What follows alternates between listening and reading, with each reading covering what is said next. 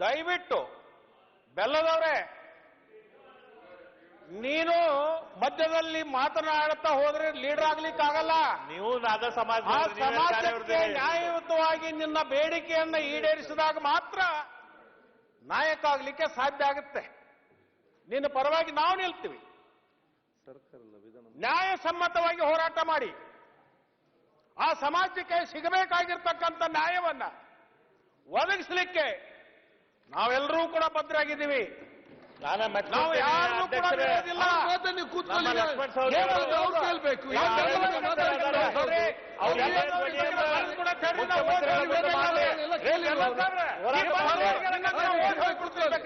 ನಿಮ್ಗೆ ಏನು ಮಾತಾಡ್ತೀವಿ, ಅವಾಗ ಯಾವ ನಾನು ನಿನ್ನ ಪರವಾಗಿದ್ದೀನಿ, ಸಮಾಜದ ಪರವಾಗಿದ್ದೀನಿ ಅಂದ್ರು ಮಧ್ಯದಲ್ಲಿ ಬರ್ತೀರಿ ಅಂದ್ರೆ ನಾವು ಮಾತಾಡ್ತಕ್ಕಂಥದ್ದು ನಿಮಗೆ ಆಸಕ್ತಿ ಇಲ್ಲ.